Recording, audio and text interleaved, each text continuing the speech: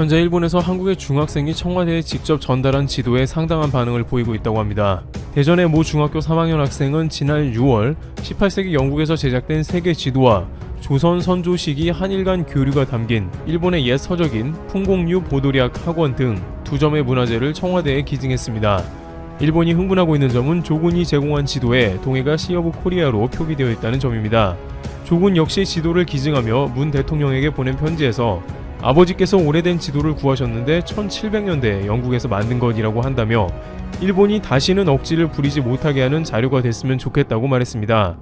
문재인 대통령은 이에 한 중학생이 청와대로 18세기 세계 지도 등을 기증했다는 소식을 전하고 동해를 일본해로 표기하는 것이 옳다는 일본 측 주장이 역사 왜곡임을 확인할 수 있는 귀중한 자료라며 감사를 표했습니다. 18세기에 영국에서 전해진 고지도는 동해를 한국해로 표기한 것이 종종 발견되곤 했습니다. 경상북도는 계명대학으로부터 역시 18세기에 영국에서 한국해로 표기된 지도를 기증받은 바 있습니다. 헝가리 총리는 한국을 방문한 자리에서 1750년대에 제작된 한국해가 표기된 지도를 한국에 기증하기도 했습니다. 그 지도에는 한국해는 물론이고 울릉도와 독도까지 한국령으로 명확히 표기되어 역사적인 가치를 지녔습니다.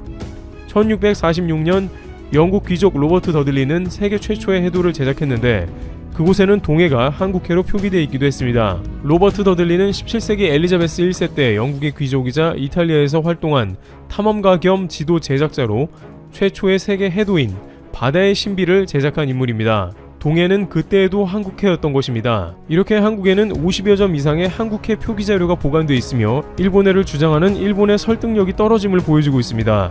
게다가 한국해라는 명칭은 당시 일본에서 나왔다는 의견입니다.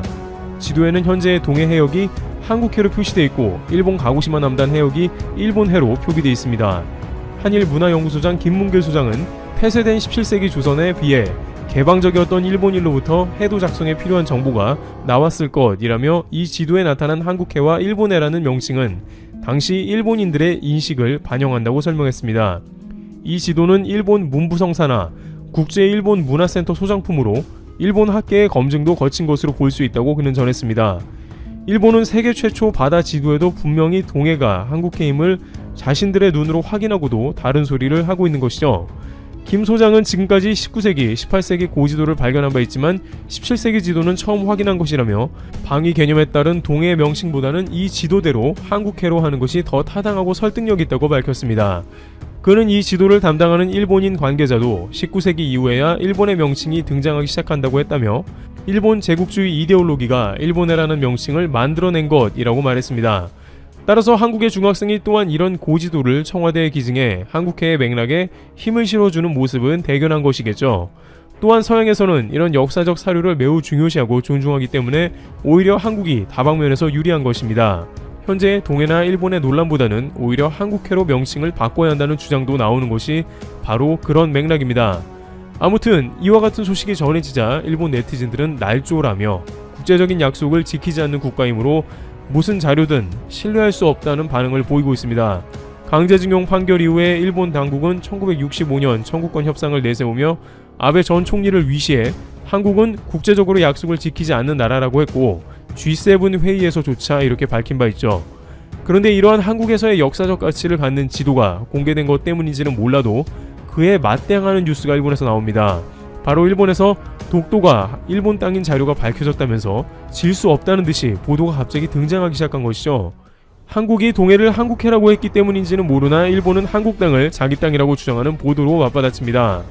일본의 산케이신문은 일본 국제문제연구소는 독도를 한국이 불법 점거하고 있으나 일본 영토임을 명확하게 기록한 1953년과 54년에 미국 정부가 제작한 항공지도 2장이 미국 국립문서보관소에서 발견되었다고 보도했습니다. 지도상에서 경계선이 독도보다 위에 있으며 일본 측 영토에 있으니 독도는 반드시 일본 땅임을 증명하고 있다는 것입니다. 또한 전문가들은 강화조약에서 독도의 일본 땅을 확정하는 일본의 주장을 강화하는 중요한 자료라고 거들었다고 합니다. 여기서 강화조약이란 미국과 일본의 샌프란시스코 조약으로 일본이 2차 대전 항복 이후 미일 간의 평화조약을 뜻합니다. 그렇지만 일본이 이렇게 이 내용을 중점적으로 보도하면서 반색하는 이유는 드디어 증거가 나왔다는 것입니다.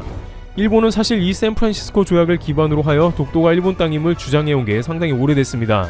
샌프란시스코 조약은 냉전 시대에 급하게 체결된 조약으로 세부 사항에 대해 정확한 규정을 짓지 않았기 때문에 일본은 이를 빈틈으로 미국이 독도를 한국 영토로 규정한 바 없으며 그것은 곧 일본 영토라는 억지를 부립니다.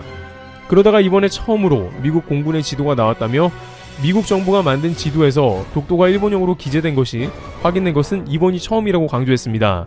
미 공군 지도상 자신들의 주장이 맞았다고 하는 것이죠. 이러한 뉴스에 일본 네티즌들은 큰 지지를 보내고 있습니다. 특히 베스트 댓글을 받은 네티즌은 이 사안에 대해 정정당당하게 국제사법재판소에 물어야 한다고 했습니다. 하지만 한국은 사실상 독도를 100년 이상 시루 지배해왔기 때문에 애초에 국제재판소에 갈 필요도 없는 것입니다.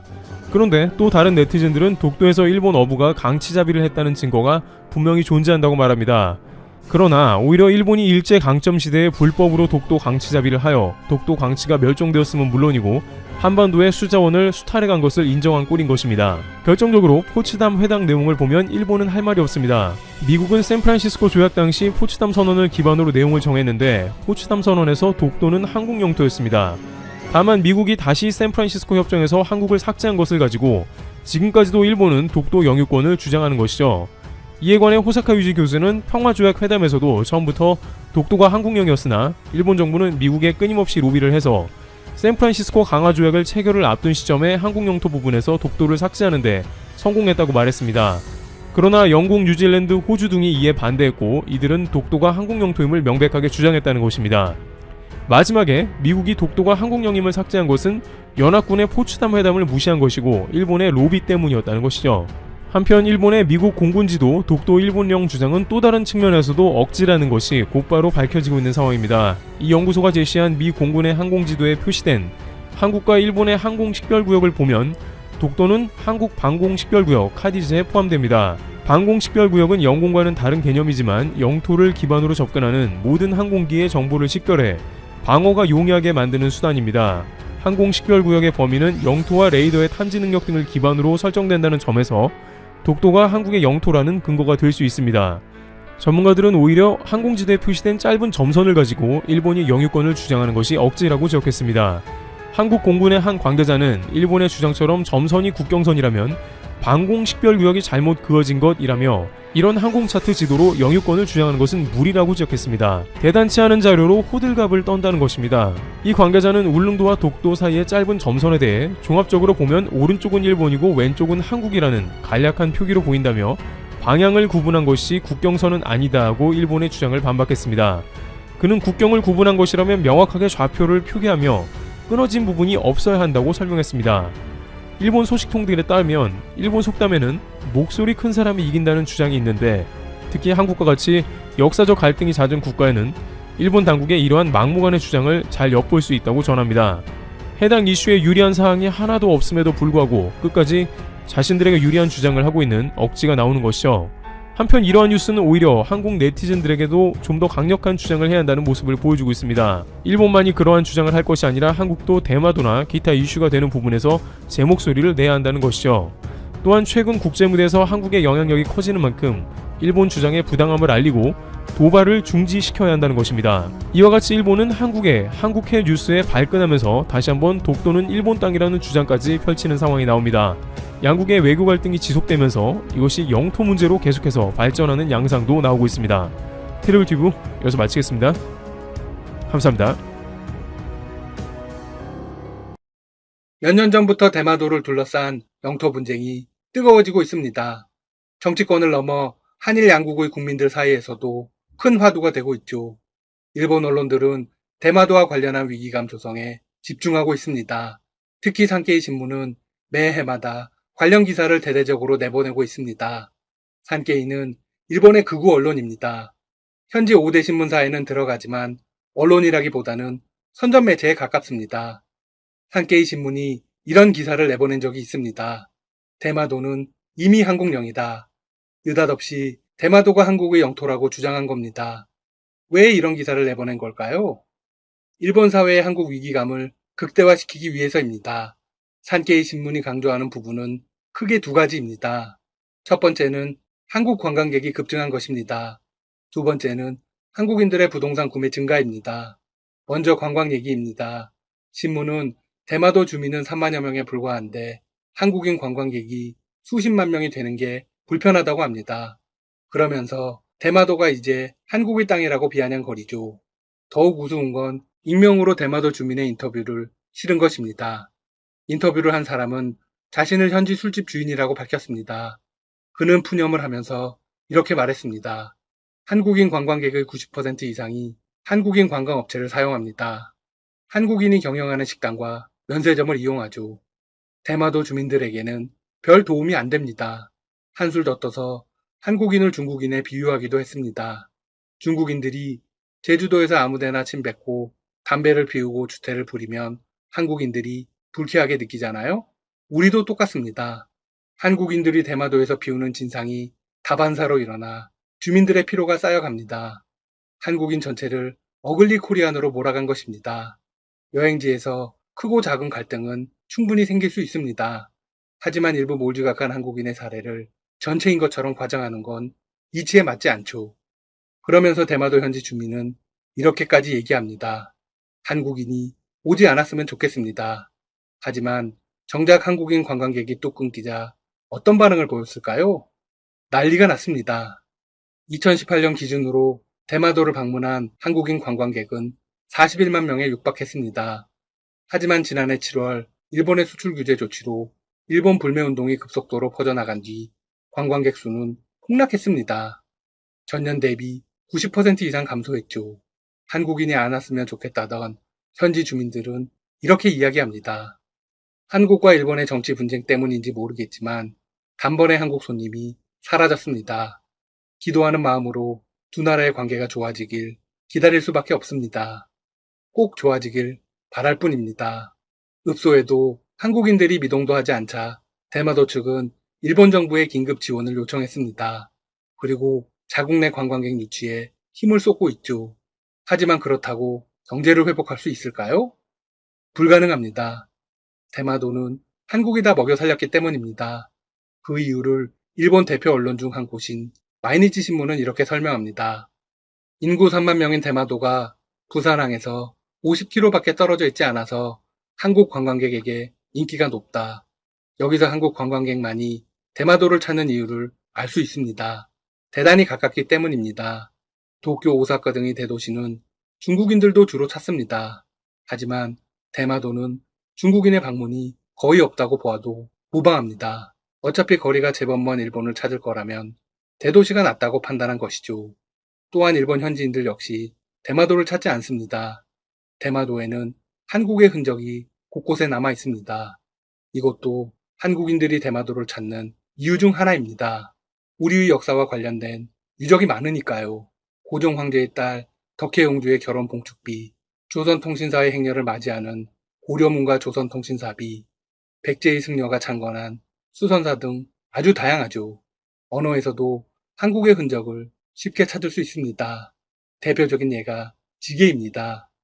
일본의 다른 지역과 달리 대마도는 지게를 가리켜 한국과 동일하게 지게라고 씁니다. 대마도에서만 통용되는 한국어 단어가 300개가 넘는다고 합니다. 대마도 주민들도 한국과 일본의 문화가 섞여 있다는 사실을 부정하지 않습니다. 또한 극우 언론들의 발언과 달리 한국에 대한 친근한 마음을 가지고 있죠. 사실 일본 언론의 기사는 많이 왜곡되어 있습니다. 상황이 이렇다 보니 일본 정부는 대마도의 한국 흔적 지우기에 집중하고 있습니다. 대마도를 재정비하면서 역사적 흔적을 대대적으로 없애고 있죠. 과연 이 현상을 대마도 주민들도 반길까요? 전혀 그렇지 않습니다.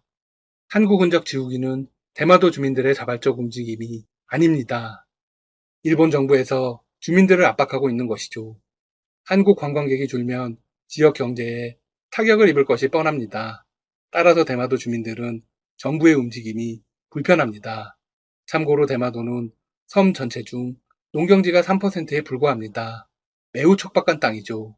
그래서 주민들은 관광 수입에 의존해 생계를 유지하고 있습니다. 산케이 신문이 다음으로 언급한 부분은 한국인들의 대마도 부동산 구매입니다.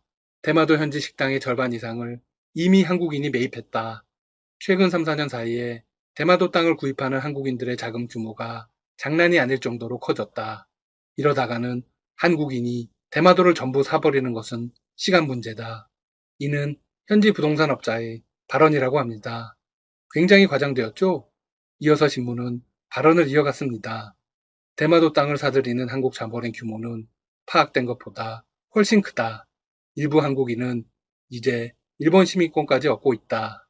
대마도의 집도 땅도 한국에게 팔리고 한국인 관광객이 대마도 시민보다 많이 들어오고 있으니 이제 대마도는 정말로 한국령이다. 이것 역시도 현지 주민의 발언이라고 합니다. 참고로 누구인지는 전혀 밝히지 않았습니다. 조작되었을 가능성이 사실상 100%죠. 산케이 신문은 한국인들의 토지나 건물 매입이 늘어나면 대마도 주민들이 갈 곳을 잃는다고 주장합니다.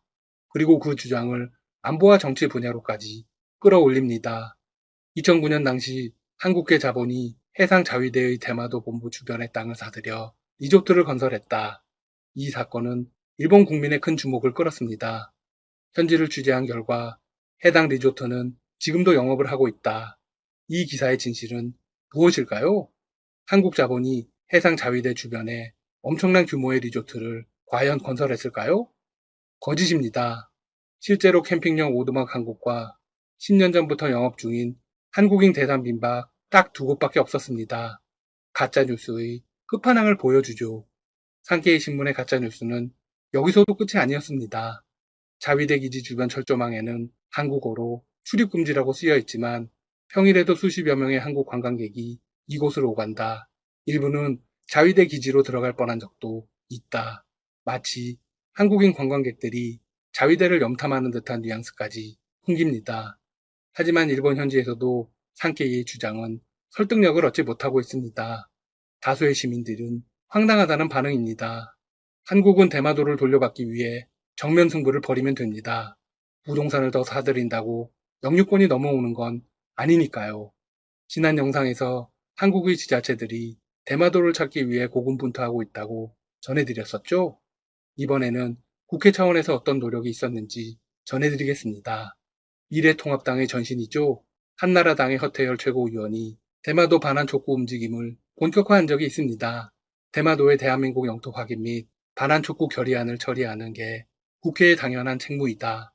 이는 일본이 초등학교 교과서에서 독도의 영유권을 주장하자 나온 대응책이었습니다. 관련 법안은 여야 의원 50명이 함께 제출한 것입니다. 2008년의 역사 자료에 근거해 일본이 불법 강점한 대마도를 공식 반환해 줄 것을 촉구하는 결의안이었습니다. 김을동 새누리당 의원도 관련 시행을 촉구한 적이 있습니다. 대마도는 역사적 지리적으로 명백한 한국 영토이다. 대마도 영유권 회복을 위한 외교 활동의 시행을 촉구한다. 김 의원은 샌프란시스코 평화조약, 과거 일본의 공인지도 및 세종대왕 당시의 대마도 정복 등 역사 자료를 근거로 한국 영유권을 주장했습니다. 이어서 김 의원은 이렇게 주장을 했습니다. 일본 정부는 방위백서를 통해 11년째 독도가 일본 땅이라고 주장하고 있다. 우리도 역사적 지리적으로 명백한 우리 땅인 대마도 찾기에 나서야 한다. 옳은 이야기입니다. 최근 일본의 독도 침탈 야욕이 더 적극적으로 이어지고 있습니다. 관련 용어도 교묘하게 바꾸었습니다. 일본의 외무상은 공식 석상에서 독도는 일본 고유 영토라고까지 발언했습니다. 고유 영토라는 단어를 쓴 건 최근 일입니다. 이는 일본이 독도를 오랫동안 점유했다는 의미죠. 일본이 얼마나 교묘한지 알겠습니다. 한국도 대마도에 대한 영유권 주장을 더욱 서둘러야겠습니다. 지금까지 닥터시사TV였습니다. 여러분 시청해주셔서 감사합니다. 구독과 좋아요 부탁드립니다.